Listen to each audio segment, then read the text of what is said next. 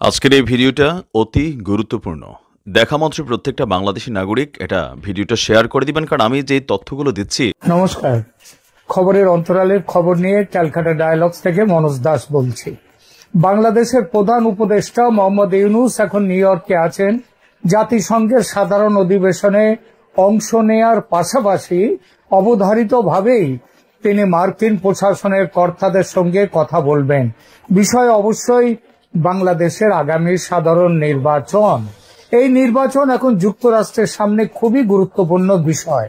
গুরুত্বপূর্ণ এ কারণে যে নির্বাচিত সরকার না এলে মিয়ানমারে দখলদারির জন্য বাংলাদেশে যে হিউম্যান করিডোরের দরকার সেটা আমেরিকার পক্ষে পাওয়া সম্ভব হয় না। চট্টগ্রাম বন্দরের দখল সেটা নেওয়াও সম্ভব হয় না, এবং সেন্ট মার্টিনস আইল্যান্ডে নৌঘাঁটি তৈরিটাও হয়ে উঠবে না, কারণ সেনাপ্রধান ওয়াকারুজ্জামান বেঁকে বসেছেন যে নির্বাচিত সরকার ছাড়া এসব সিদ্ধান্ত কেউ নিতে পারে না। সেনাপ্রধানের এই সাবধান বাণীর আগে পর্যন্ত আমেরিকার ধারণা ছিল ইউনূস এবং খলিলুর রহমানকে দিয়ে কাজগুলো তুলে নেওয়া যাবে। সুতরাং নির্বাচন নিয়ে তাদের মাথা ব্যথা ছিল না। আর ইউনূস ভোট না করে 5-7 বছর থাকলেও আপত্তি ছিল না আমেরিকার। বস্তুত এই ক্ষমতায় রেখে দেওয়ার টোপ দিয়েই ইউনূসকে দলে টেনেছিল আমেরিকা।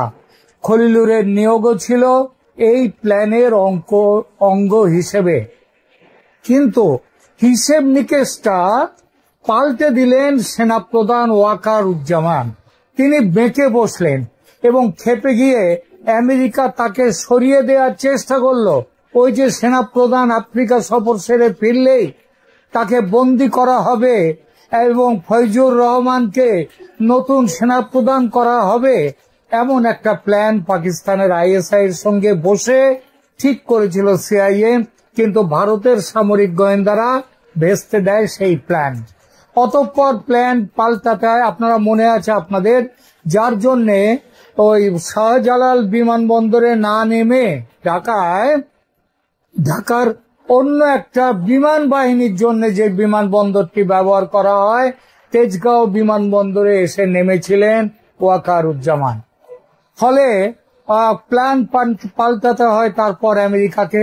তারা ইউনূসকে বলে দেয় তুমি নির্বাচনে রাজি হয়ে যাও। ইউনূস তার আগে নির্বাচনে রাজি ছিল না, তার কথা ছিল আগে সংস্কার হবে তারপরে নির্বাচন।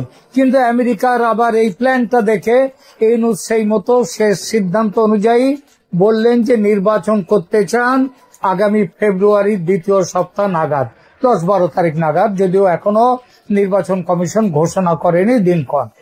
আমেরিকার পরিবর্তিত যে নতুন ছক সেটা হলো এই নির্বাচনে আওয়ামী লীগকে অংশ নিতে দেয়া হবে না। তারপর বিনা আওয়ামী লীগ নির্বাচনে দ্বিতীয় বৃহত্তম দল হিসেবে যে বিএনপি আছে তার বিজয় তাহলে অনিবার্য, এবং বিএনপি ক্ষমতায় এলেই আমেরিকার স্বার্থ রক্ষিত হবে। মানে ওই হিউম্যান করিডোর, চট্টগ্রাম বন্দর, সেন্ট মার্টিনস সব চলে আসবে আমেরিকার মুঠোয়। ইউনূস লন্ডনে গিয়ে তারেক রহমানের সঙ্গে কথা বলে এলেন, সব সেট করে এলেন। তারপর আবার আমেরিকার যে ঢাকার রাষ্ট্রদূতের কাজ যিনি করছিলেন, চার্জ দ্য অ্যাফেয়ার্স, সেই ট্রেসি জ্যাকবসন, তিনি লন্ডনে গিয়ে তারেকের সঙ্গে বৈঠক করে সিলমোহর দিয়ে এলেন ডিলে। জামাত বিরোধিতা করছে বটে এই ডিলের, কিন্তু জামাতের আর কয়টা ভোট আমেরিকা ভাবলো, এবং আমেরিকার লোকজন তাই ভাবলো। আমেরিকার যারা শাসনকর্তা, যারা এসব প্ল্যান বানাচ্ছে, আর এনসিপি দলেও একটা ভাঙন ধরানো গেল। এক দল গেল আমেরিকার পক্ষে, আরেক দল গেল তার বিপক্ষে, চীনের দিকে ঝুঁকলো তারা। সে যা, আওয়ামী লীগ শূন্য মাঠে, বিএনপি তো রয়্যাল বেঙ্গল টাইগার। চিন্তা কি? কিন্তু চিন্তা নিয়ে এলো জাকসুর ছাত্র ইউনিয়নের ভোট। বিএনপি পর্যুদস্ত হয়ে গেল জামানের কাছে, যাকে বলে গোহারান হেরে গেল। এই চললে তো ভোট করেও লাভ নেই। ওদিকে আওয়ামী লীগ জেগে উঠছে, বিশ্ব বিবেক বলতে শুরু করেছে আওয়ামী লীগকে নিয়ে ভোট করতে হবে।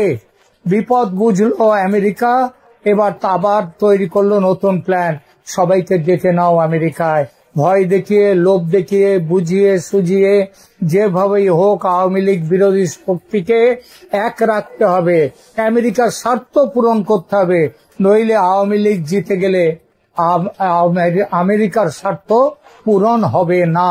আর যে সবাই দল বেঁধে আমেরিকায়, তার একটা বড় কারণ কিন্তু এটাও। অন্যদিকে দেখুন, আমেরিকার কাছে দেশের সার্বভৌমত্ব বিকিয়ে দেওয়ার বিরুদ্ধে রুখে দাঁড়িয়েছেন ওয়াকারুজ্জামান। তিনি বিএনপির সঙ্গে যেতে পারেন না এই জন্যই, কারণ বিএনপি তো ঠিকই করে রেখেছে আমেরিকার কাছে সার্বভৌমত্ব বিসর্জন দিয়ে দেবে। আবার ছেলেবেলায় যতই জামাতের শিবির করে থাকুন না কেন ওয়াকারুজ্জামান, এখনো জামাতকে আঁকড়েই তিনি পড়ে থাকবেন, এমনটা ভেবে নিলে কিন্তু খুব অন্যায় হবে।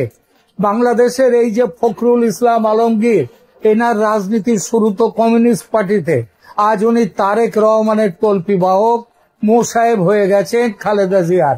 কিভাবে মেলাবেন এই দুটোকে, কমিউনিস্ট পার্টি থেকে বিএনপি? এমনকি দেখুন না, আমাদের ভারতে যে আগমার্কা কমিউনিস্ট বলে পরিচিত, অর্থাৎ সিপিআইএম ছিলেন, নকশাল ছিলেন, তারাও পর্যন্ত অনেকে বিজেপিতে আসছে, তৃণমূল কংগ্রেসে আসছে। এমন গন্ডা গন্ডা নাম দিতে পারি সিপিএম থেকে, যারা বিজেপিতে এসছেন। ওয়াকারুজ্জামানের প্রসঙ্গে ফিরি। বাংলাদেশের রাজনীতিতে আসল ক্ষমতা এখন যার হাতে, তিনি জেনারেল ওয়াকারুজ্জামান। তিনি চাইলে এক মুহূর্তে ইউনূসের সাঙ্গপাঙ্গ সমেত গদি উল্টে জেলখানায় ভরে দিতে পারেন, নতুন সরকার তৈরি করতে পারেন। এখন যা পরিস্থিতি বাংলাদেশের, সেই বিপ্লবীরা তাদের কোমর টোমর মেরুদণ্ড সব ভেঙে গেছে, তারা দুর্নীতিতে ডুবে গিয়ে নিজেদের একেবারে শেষ করে দিয়েছে। সুতরাং আর যদি এখন জেনারেল ওয়াকারুজ্জামান ভেঙে দেন এই উপদেষ্টা পরিষদ, নতুন উপদেষ্টা পরিষদ তৈরি করার, কিংবা কেয়ারটেকার গভর্নমেন্ট কিংবা অন্য যে কোনো গভর্নমেন্ট করতে যান রাষ্ট্রপতিকে দিয়ে, তার বিরুদ্ধে কেউ যাবে না। কিংবা রাষ্ট্রপতিকে বরখাস্ত করেও তিনি ক্ষমতার দখল নিতে পারেন।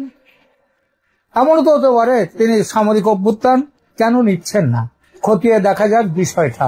অধ্যাপক ইউনূস এবং জেনারেল ওয়াকারুজ্জামানের মধ্যে সবচেয়ে বড় দ্বন্দ্বের বিষয়, অন্যতম বড় দ্বন্দ্বের বিষয় ছিল দেশের নির্বাচন। ইউনূস প্রথমে সংস্কার চান, সময় যতই লাগুক না কেন, যতদিন না সংস্কার হবে, সে 5 বছর লাগলেও তাই হবে। কালকে ইউনূস এখানে জাতিসংঘে ভাষণ দিয়েছেন, সেই ভাষণ একটা চ্যানেল তার দিয়েছে তাদের ইউটিউবে। আমি দেখছিলাম কমেন্টগুলো, সেখানে বলছে ইউনূসের একেবারে গুণমুগ্ধ সব, বলছে ইউনূস যতদিন পারেন, সারা জীবন যতদিন বেঁচে থাকবে ততদিন তিনি বাংলাদেশের ভার নিয়ে থাকুন, ক্ষমতায় থাকুন। তো যাই হোক, জেনারেল আবার ওয়াকারুজ্জামান এটা চান না, তিনি যত তাড়াতাড়ি সম্ভব সুষ্ঠু এবং অন্তর্ভুক্তিমূলক নির্বাচন চান। অন্তর্ভুক্তিমূলক নির্বাচনের মানেটা কি? মানে হচ্ছে আওয়ামী লীগ ও তাদের জোটকেও নির্বাচনী প্রক্রিয়াতে নিতে হবে, যেটা ইতিমধ্যে আইনি প্রক্রিয়ার দোহাই দিয়ে কেড়ে নিয়েছে বর্তমান সরকার এবং আওয়ামী লীগ। তাদের জাতীয় নির্বাচন কমিশন থেকে তাদের নিবন্ধন বাতিল হয়ে গেছে। অর্থাৎ ইউনূস সরকার স্পষ্টতই সেনা প্রধানের সঙ্গে বিরোধে নেমেছেন এই নির্বাচনের বিষয়ে, আওয়ামী লীগের বিষয়ে। যদি আওয়ামী লীগের ওপর থেকে নিষেধাজ্ঞা তুলে নেওয়া না হয় এবং এই অবস্থাতেই যদি নির্বাচন ডেকে দেওয়া হয়, তাহলে ওয়াকার সাহেব কি করতে পারেন? সংবিধান বিশেষজ্ঞরা বলছেন যে জেনারেল ওয়াকারুজ্জামান তাহলে 141 সংবিধানের 141 অনুচ্ছেদ ব্যবহার করে জরুরি অবস্থা ঘোষণার জন্য রাষ্ট্রপতি শাহাবুদ্দিন চুপ্পুকে দৃঢ়ভাবে সমর্থন করতে পারেন। রাষ্ট্রপতি অন্তর্বর্তীকালীন সরকারকে বরখাস্ত করতে পারেন তাহলে, এবং আগাম ও অন্তর্ভুক্তিমূলক নির্বাচন অনুষ্ঠানের জন্য একটি নতুন সরকার গঠন করতে পারেন। এবং সেনাবাহিনী, সন্ত্রাসী এবং অপরাধীদের যে তাদেরকে ছেড়ে দেয়া হয়েছে, ইনডেমনিটি দেয়া হয়েছে, তাদের খালাস দেয়া হয়েছে বিচারের হাত থেকে, সেটা বাতিল করাটা কোনো ব্যাপারই নয়। সেটা বাতিল করে অপরাধীদের বিরুদ্ধে কঠোর পদক্ষেপ সেনাবাহিনী নিতে পারে এবং নির্বাচনের জন্য সঠিক পরিবেশ তৈরি করতে আইন শৃঙ্খলা সেটা পুনরুদ্ধার করতে পারে সেনাবাহিনী। কিন্তু এটা সংবিধান বিশেষজ্ঞদের কথা। কিন্তু সামরিক কর্মকর্তারা যারা ওয়াকারুজ্জামানকে চেনেন, জানেন, দেখেছেন এতদিন ধরে, তাদের বক্তব্য যে একেবারে প্রয়োজন না হলে ওয়াকারুজ্জামান এই ধরনের বিকল্প এড়িয়ে যাবেন, অর্থাৎ তিনি সরাসরি ইউনূস সরকারকে বরখাস্ত করার দিকে যাবেন না। তিনি সেনাবাহিনীর ভেতরে এবং বাইরে আলোচনার মাধ্যমে সমস্যার সমাধান চান।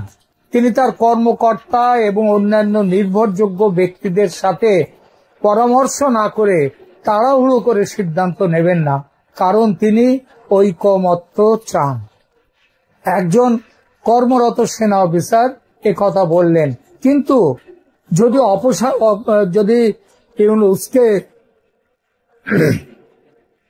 যদি ইউনূসকে অপসারণের হুমকি আসে তাহলে কি হবে? তখন সেই কর্মকর্তা তিনি বললেন, সেনাকর্তা তিনি বললেন, তাহলে তো সবকিছু বদলে যাবে। জেনারেলের অধীনে দায়িত্ব পালন করা একজন প্রাক্তন কর্নেল তিনিও বললেন যে যদি তিনি মনে করেন, মানে ওয়াকারুজ্জামান যদি মনে করেন যে তাকে পদচ্যুত করার জন্য একটি শক্তিশালী ষড়যন্ত্র চলছে, তবে তিনি দৃঢ় পদক্ষেপ নিতে বাধ্য হবেন, তার আগে নয়। সম্প্রতি আফ্রিকা থেকে ফিরে আসার পর সেনাপ্রধান কারো নাম উল্লেখ না করে বা দোষারোপ না করে সতর্ক করে দিয়েছিলেন। একটা কথা তার মধ্যে খুব উল্লেখযোগ্য ছিল। তিনি বলেছিলেন, দয়া করে আমাকে এমন কাজ করতে বাধ্য করবেন না যা আমি করতে চাই না। এটা ছাত্র নেতাদের এবং তাদের সমর্থন করছে যারা যে উগ্রপন্থীরা, তাদের উদ্দেশ্যে এই কথাগুলো বলেছিলেন। তিনি যার কথা বলেছিলেন আরো বলেছিলেন, আমাকে খুব বেশি চাপ দেবেন না। এই মুহূর্তে জেনারেল ওয়াকারুজ্জামান সেনাবাহিনীর মধ্যে তার অবস্থান অনেকটা শক্ত সুসংহত করেছেন। তবে তার একটি বড় উদ্বেগ, রাষ্ট্রপতিকে পদচ্যুত করার লক্ষ্যে নতুন কোনো ষড়যন্ত্র হবে কিনা। আন্দোলন হবে না, কিন্তু ষড়যন্ত্র, তার জন্য তিনি যথারত, কারণ সেটা যদি হয় তাহলে একজন নতুন রাষ্ট্রপতি এই যে আমেরিকার হাতে এবং তাদের আমেরিকার যে শক্তি রয়েছে বিএনপি ইত্যাদি, এদের হাতে, বিএনপি, জামাত, এনসিপি, এদের হাতে খেলতে পারেন এবং তারা ওয়াকারুজ্জামানকে পদচ্যুত করতে চান। যতক্ষণ বর্তমান রাষ্ট্রপতি থাকবেন ততক্ষণ এটি সহজ হবে না এবং এজন্য বঙ্গভবনে কিন্তু যথারীতি খুব কড়া পাহারার ব্যবস্থা করে দিয়েছেন সেনাপ্রধান। স্বাধীনতা দিবসে দেখুন, রাষ্ট্রপতির সাথে সেনাপ্রধানের সম্পর্ক নিয়ে তো অনেক কথাই বলা হয়েছে, কিন্তু তাদের সম্পর্ক কতটা ভালো এবং রাষ্ট্রপতি কতটা সেনাপ্রধানকে বিশ্বাস করেন তার একটা ছোট্ট প্রমাণ দিই। স্বাধীনতা দিবসে ছাত্র নেতাদের লক্ষ্য করে রাষ্ট্রপতি তীব্র আক্রমণ চালিয়েছিলেন। রাষ্ট্রপতি শাহাবুদ্দিন চুপ্পু স্পষ্টভাবে বলেছিলেন সেদিন যে বাংলাদেশ এবং বঙ্গবন্ধু শেখ মুজিবুর রহমান অবিচ্ছেদ্য, যা স্পষ্টতই ছাত্র নেতাদের এবং তাদের সমর্থক ইসলামপন্থী মৌলবাদীদের আনন্দ দেবে না, দেয়নি। এবং এটাও জানবেন যে রাষ্ট্রপতি সেদিন যে তীব্র আক্রমণ করেছিলেন সেনাবাহিনীর সমর্থন ছাড়া সেটা কোনোভাবেই সম্ভব হতো না। আওয়ামী লীগের নির্বাচনে অংশগ্রহণ ও জেনারেল ওয়াকারুজ্জামানের ভূমিকা ইতিমধ্যেই গুরুত্বপূর্ণ হয়ে উঠেছে এবং আগামী দিনে আরো গুরুত্বপূর্ণ হয়ে উঠবে। আওয়ামী লীগের নির্বাচনে অংশগ্রহণের সম্ভাবনা, মনে রাখবেন, দিন দিন বাড়ছে। আন্তর্জাতিক চাপ, দেশের মধ্যে তো আওয়ামী লীগের যারা কর্মী সমর্থক তাদের যে ঝটিকা মিছিল, তাদের আন্দোলন তো আপনারা দেখছেনই, কিন্তু তার সাথে আছে আন্তর্জাতিক চাপ, ভারতের চাপ এবং এই উপমহাদেশে আমেরিকার বিরোধিতা করার যে লাইন, সেটাও চীনকে বাধ্য করবে আওয়ামী লীগের পক্ষে অবস্থান নিতে। আর স্বয়ং সেনা প্রধানকে দেশের সার্বভৌমত্ব রক্ষায় আওয়ামী লীগের পক্ষে দাঁড়ানো ছাড়া বিকল্প নেই। জেনারেল ওয়াকারুজ্জামান ইতিমধ্যে স্পষ্ট করে দিয়েছেন তিনি কি চান। জেনারেল ওয়াকারুজ্জামান মুক্ত, নিরপেক্ষ, free, fair and inclusive election, মুক্ত, নিরপেক্ষ, অন্তর্ভুক্তিমূলক নির্বাচনের পক্ষে দৃঢ় অবস্থান নিয়েছেন। তিনি বলেছেন যে দেশের রাজনৈতিক স্থিতিশীলতা কেবল নির্বাচিত সরকারের মাধ্যমেই তার সেই স্থিতিশীলতা আনা সম্ভব, অনির্বাচিত সিদ্ধান্ত গ্রহণকারীদের মাধ্যমে নয়। আওয়ামী লীগের প্রতি অবস্থান সেনাপ্রধান আওয়ামী লীগের পক্ষে সহ সব রাজনৈতিক দলের সমান সুযোগের পক্ষে মত দিয়েছেন। তিনি দলীয় অপরাধীদের বিচারের বিরোধী নন, কিন্তু পুরো দলের ওপর সাধারণ নিষেধাজ্ঞার বিরোধী। আওয়ামী লীগের মধ্যে যারা কোনো দুর্নীতি করেছে, যারা অন্যায় করেছে তাদের বিচারক, কিন্তু তিনি সাধারণ নিষেধাজ্ঞার বিরোধী। এই যে রাজনৈতিক লাইনটা, এটা পুরোপুরি ভারতের লাইনও বটে। এমন মনে করা অবাস্তব হবে না যে গত বছর 5 আগস্টে যেভাবে ওয়াকারুজ্জামান ও ভারতের সেনাপ্রধান শেখ হাসিনাকে সেফ এক্সিট মেসেজ দিয়ে ভারতে পাঠিয়েছেন, সেটা পাঠিয়েছিলেন শেখ ওয়াকারুজ্জামান। সেই একইভাবে নির্বাচনে আওয়ামী লীগকে অংশগ্রহণের সুযোগ দিয়ে শেখ হাসিনার প্রত্যাবর্তনও তিনিই নিশ্চিত করবেন। এটা ছাড়া ওয়াকারুজ্জামানের কাছে কিন্তু কোনো বিকল্প নেই। আলোচনা শেষ করব আরেকটি কথা বলে। গত কয়েক মাসে অনেকেই প্রশ্ন তুলেছেন ইউনূসের হাত থেকে দেশকে বাঁচাতে কেন সামরিক শাসনের আওতায় দেশকে নিয়ে আসছেন না ওয়াকারুজ্জামান, কেন শুধু ভাষণ দিয়ে চুপ হয়ে যান। এই প্রশ্নের উত্তরে একটি চমৎকার তথ্য দিয়েছেন খ্যাতনামা বাংলাদেশ বিশেষজ্ঞ সাংবাদিক সুবীর ভৌমিক। ইন্ডিয়া টুডেতে প্রকাশিত একটি লেখায় তিনি ওয়াকারুজ্জামানের এক ঘনিষ্ঠ সেনাকর্তার বয়ানে জানিয়েছেন, ওয়াকারুজ্জামানের মতে সেনা শাসনের অভিজ্ঞতা আদৌ ভালো নয়। তার দৃঢ় বিশ্বাস সেনাবাহিনীর রাজনৈতিক উচ্চাশা থাকাটা ভালো নয়, থাকা উচিত নয়। এই ব্যাপারে ভারতের সেনা তার আদর্শ, আর এজন্যই সুযোগ থাকলেও ক্ষমতা দখলে নেই তিনি। তবে ক্ষমতা যাতে সঠিক হাতে যায় সেটাও দেখাকে তিনি কর্তব্য মনে করেন। এখনকার মতো এখানেই রাখছি, ধন্যবাদ।